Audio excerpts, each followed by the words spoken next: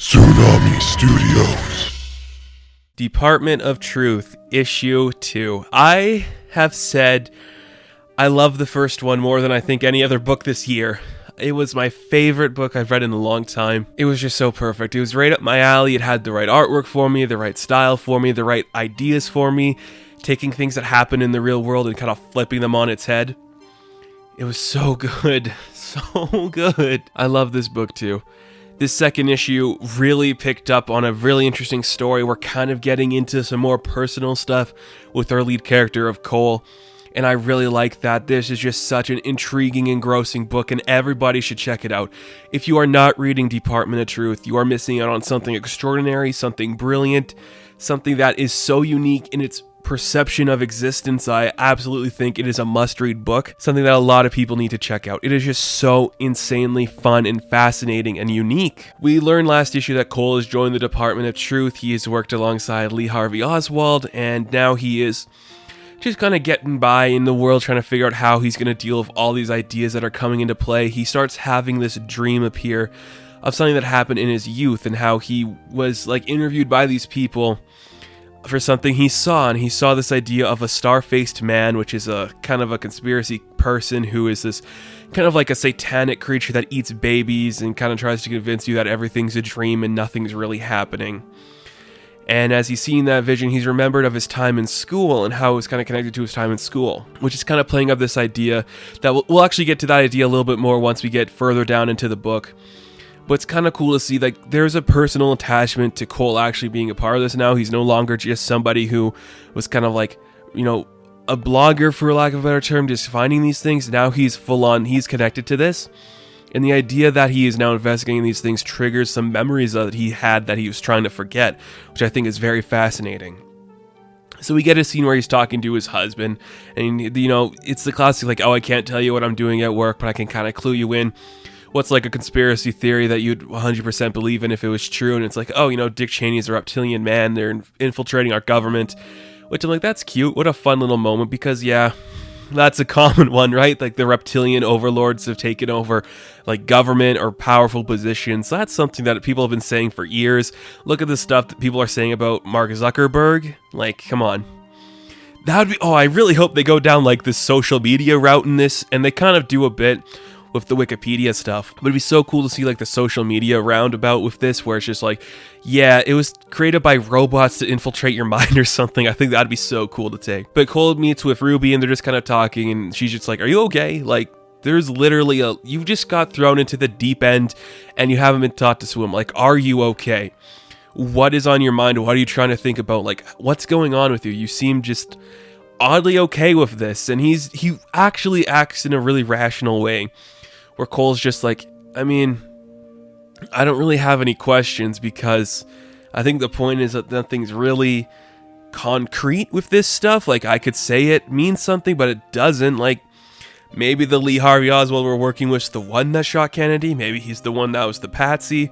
Either way, he's not the one that's dead, because they obviously killed one, and that's not the guy we're working with. And I'm okay. You're not wrong there. What's the point in asking questions? But then the idea does come into play about this satanic star-faced man he keeps thinking about. So we asked about if there's a satanic panic file or something we could talk to about that kind of stuff.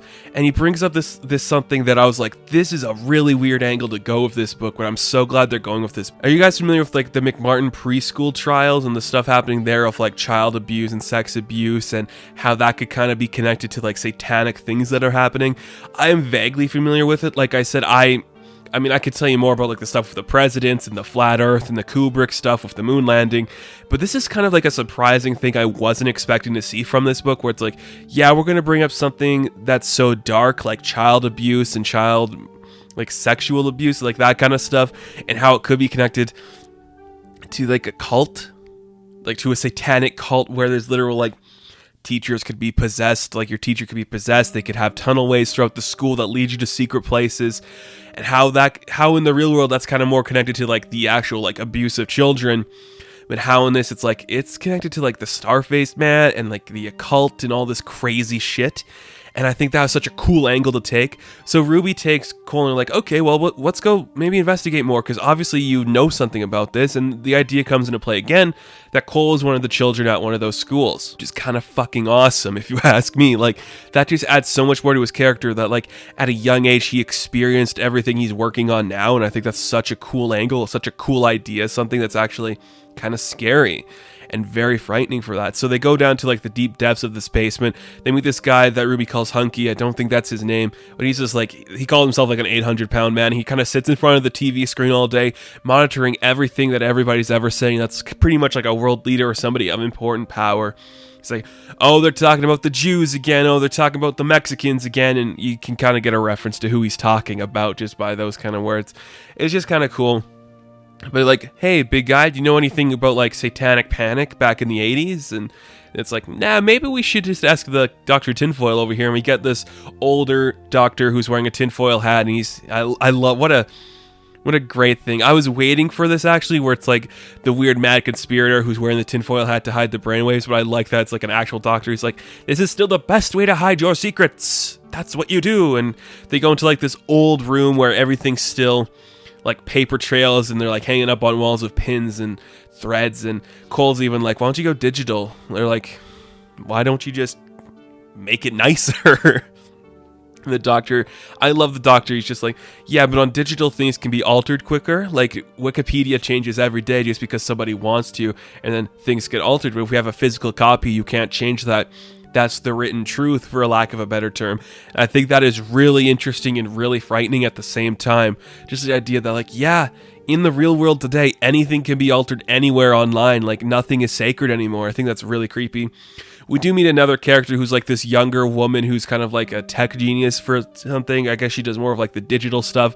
We got the big guy watching TV. We got the mad doctor who's kind of keeping track of all the records. And we got the young woman who does all the digital stuff. And I think that's kind of cool. So we go to this room that's just about satanic panic, and they're looking for all this information on the star-faced man and how it connects to the McMartin preschools. And they find this information, and they kind of find like he recollects these clips of these younger people who have the same experience of him, where they see this star-faced man who's eating a baby, and he's like, it's all a dream, it's not real, don't worry about it, that kind of stuff.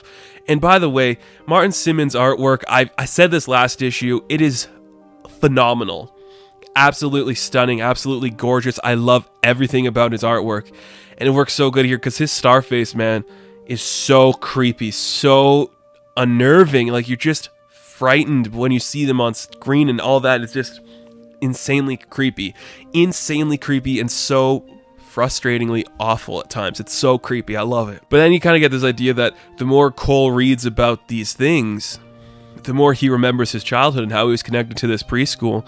And the Starface Man comes back in reality and attacks him. And they don't really see it. They're like, oh, he's having a mental break. We got to get Lee down here to help him. And we just see the Starface Man wrapped around Cole, and that's how the book ends. We do get more reference to the woman in red who's wearing the red dress with her eyes marked off. That's got to be, I'm trying to think of some famous woman throughout history that it could be. My working theory is it's Natalie Wood. And I don't know if that's right or not. I just think maybe she is going to be an agent kind of working against the conspiracies, because if you are familiar with the idea of Natalie Wood, she was supposedly murdered on a boat, and like that's where she died. They haven't really confirmed that, or they haven't really... Well, have they confirmed it? I don't know. But I think for now, I'm going to think it's Natalie Wood. I think it's going to be maybe a version of Jackie Kennedy. I don't know. We'll have to wait and see. But I'm really loving this book. I love the idea of taking it to like the satanic panic era of stuff, where it's like the 80s and this child abuse thing, and connecting it back to Cole for a part of his youth. And that's why he's taking this all in strides, where he's not freaking out about it. We're setting up a lot of new stuff with like the guy watching TV, the girl who does all the digital stuff. We're setting up a bunch of cool, interesting stuff there. It's just such a fun book. So unique, so visceral. I love every second of it. Like, I really enjoy everything about this book. It's just such a fun, intriguing, gripping, intense read. James Tynion, I think, is my favorite writer currently working, just because everything he's done so far has turned to gold. I absolutely adore him. I adore this book. I cannot wait for more of it. Please research the McMartin preschool stuff if you haven't before, because it's something I think a lot of people should just read and learn more about. It's just such a weird thing that happened, and it's one of those things you just can't believe it exists. And everything about this book works perfectly. These characters are fun. The artwork is fun. It's all great. So, The Department of Truth, Issue 2, I am going to give a 10 out of 10. Now, thank you guys so much for watching this review. Be sure to like and subscribe to the channel. As always, you can check me out on Instagram, Patreon, Twitter, all that good stuff. And I will catch you in the next one. Have fun. Stay safe. Good luck.